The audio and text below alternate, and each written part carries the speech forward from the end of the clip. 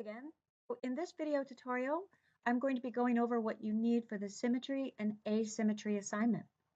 Over here on Blackboard, I have some past student examples for you to look at as a reference. I think these are all really good examples in terms of designs. On some of the examples, it's possible that I don't necessarily agree or see it the same way in terms of how they listed them as passive or less passive or balance or imbalance. But that's okay. I think that this is a little bit subjective and it's always open for conversation. But they are definitely really good examples of how far you can push this assignment in terms of coming up with designs. So you're going to be creating several designs that are first symmetrical and then several that are asymmetrical. And the asymmetrical ones, just as a word of caution, they shouldn't be like pure chaos. I mean, one of your goals is, because it's really interesting in design, is to create something that's asymmetrical, but yet with visual balance. So I think this is a really good example of something that's asymmetrical, but yet it feels controlled. There's some balance there. So before you do the assignment, what's really important is that you do the reading. A couple of chapters that you need to read from the book before you can jump into it, because it goes over all of the different kinds of symmetry that you're going to be applying to this. I put in some PDF scans in case you don't have the book yet or you want to jump into the assignment before you get your book. But please, once you get your book, do look at them in the book, because my scans are in black and white and it would be good for you to view them in color. So this assignment is going to be done in Illustrator, and I will be mentioning the similarities between Illustrator and Photoshop. So let's just jump right over to Illustrator. You want to open that program up. And I have something set up here already, just so I can skip through things, but I'm also going to start with the first steps. So I'm going to go up to File, New. If you're just opening Illustrator for the first time, the interface may be a little bit different. What you're looking for is just simply New, though. And once that's selected, I'm going to go over here, and this is just like I had in Photoshop. I want to have this document is going to be 11 inches wide by 8.5 inches high. And you may have, it may already be on like this default setting, and you can just switch it over to the horizontal, or you just manually put it in. For this assignment, I do want it to be in inches. So this one, if you wanted to print it out, actually would look good printed out. So one thing that's different between Illustrator and Photoshop is that it has what's called artboards. Artboards are essentially pages that are associated with the same document. For this assignment, I'd like you to create 4 artboards. That's really the same as saying I'm having 4 separate 8.5 by 11 inch pages in this one document, which I should rename this as well.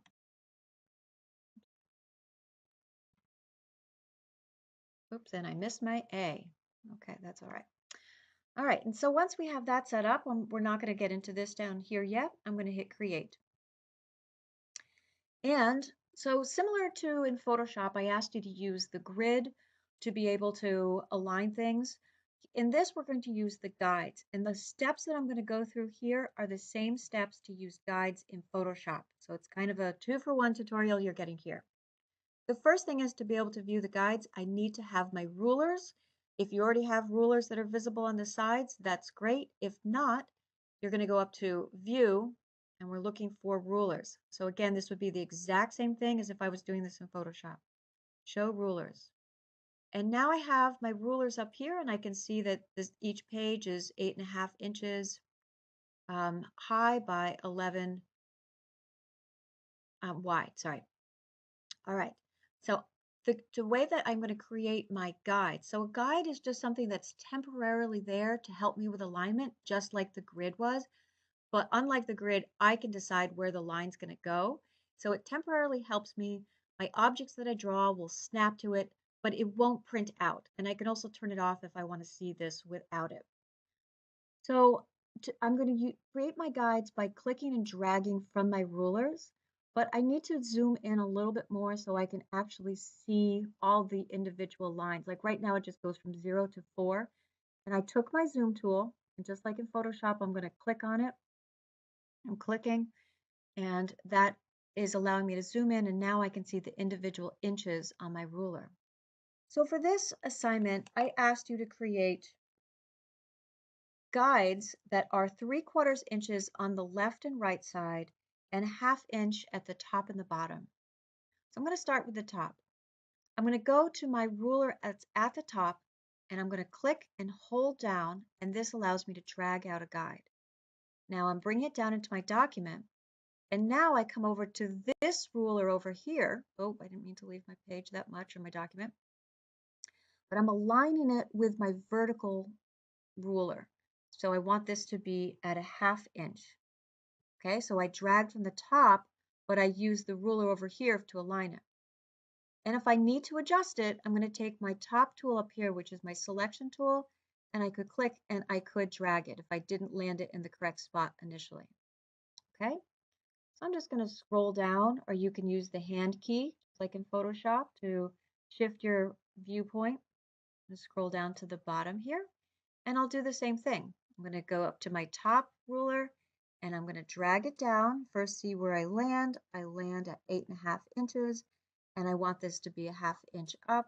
So I'm going to bring it up to 8 and let go. So now I'll just do 2 on the sides, and then I'll jump over to my finished document. So to do the guide over here, I'm going to pull from my vertical ruler, holding holding my mouse down. And I want this one to be 3/4 of an inch. So I'm finding that on my ruler up here, aligning that and letting go. And there it is. Use my hand tool to scoop me over here, and I'll do another one. So I end up here, and that brings me to 3/4 of an inch.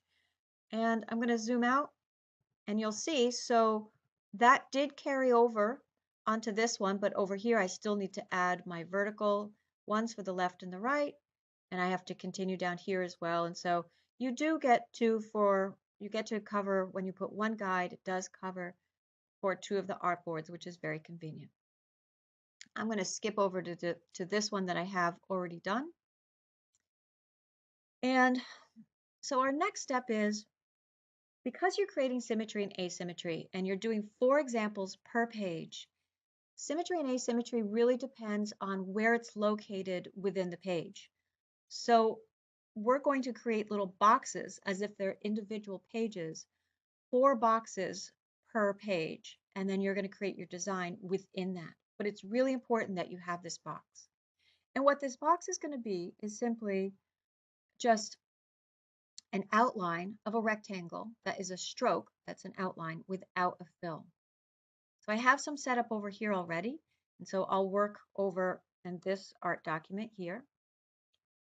And the first thing I'm going to do is, over here in these panels, you should see a layers panel and a properties panel. And for this artboard, I'm going to create a new layer.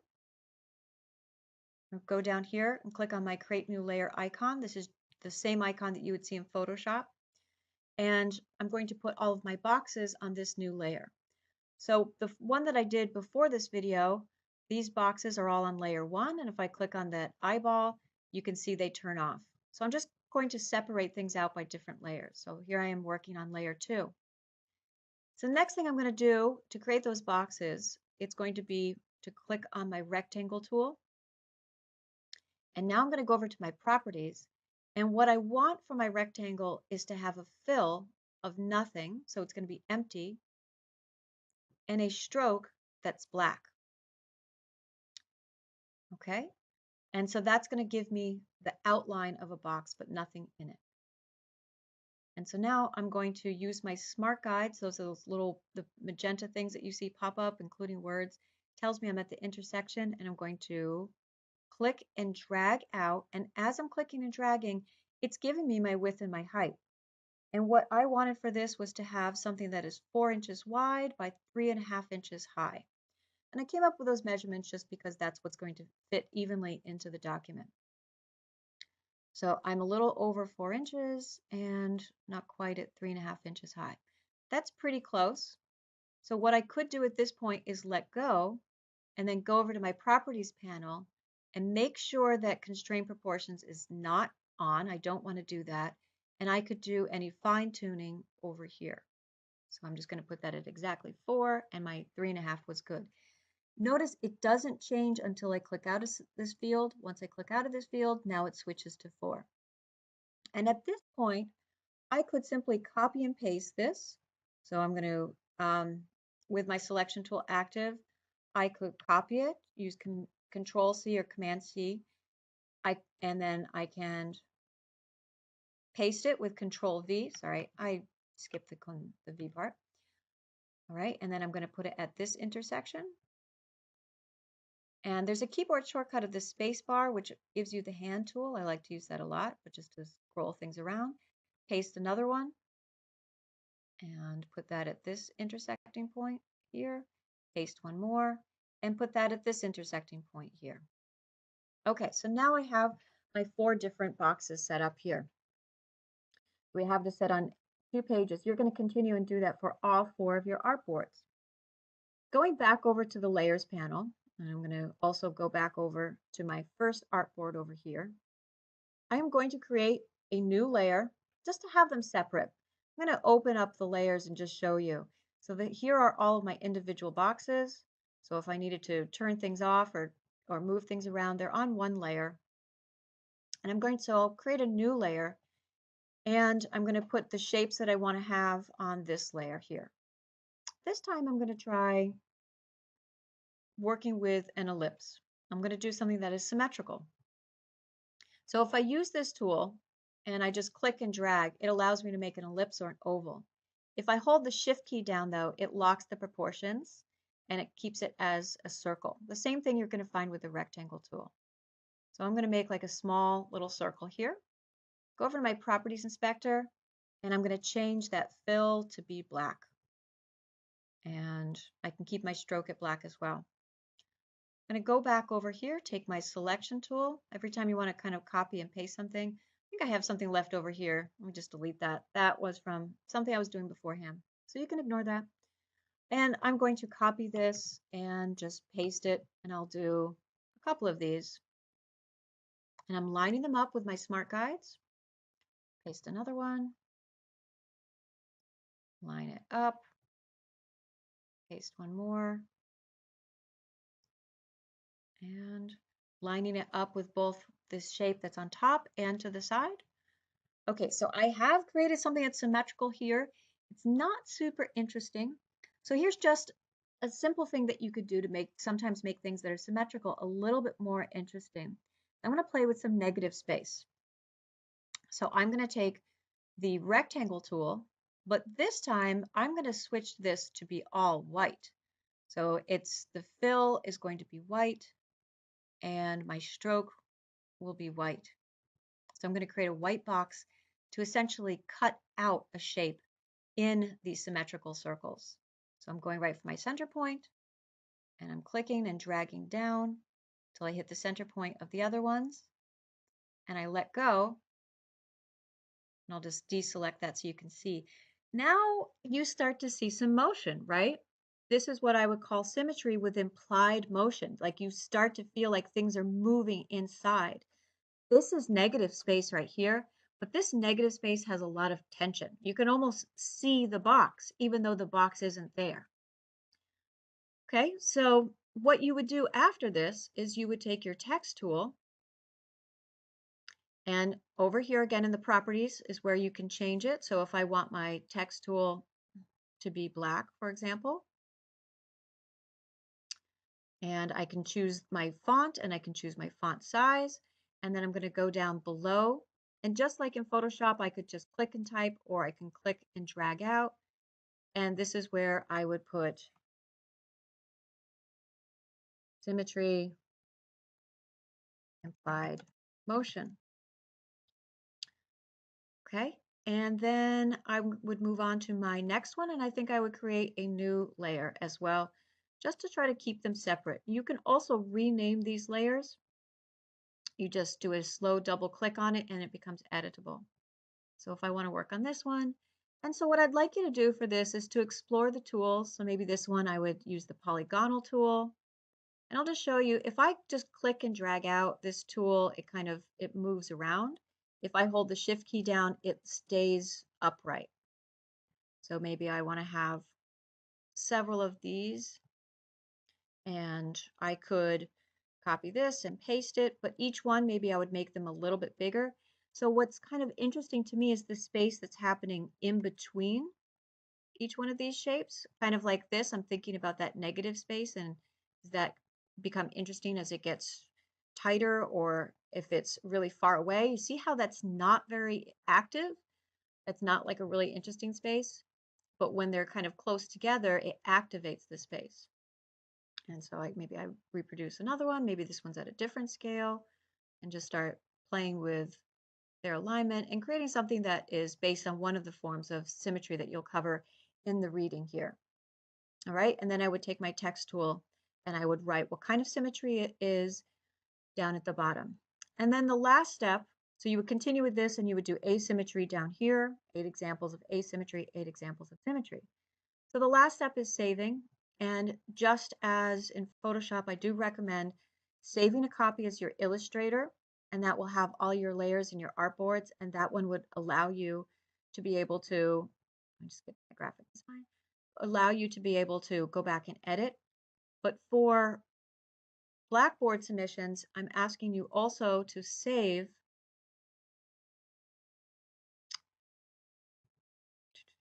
as a PDF. So you go to File, Save As, and I want to make sure I'm in my graphic design folder, as a PDF as well. And this will allow me to be able to see this as a single document. So all 4 artboards will be there together.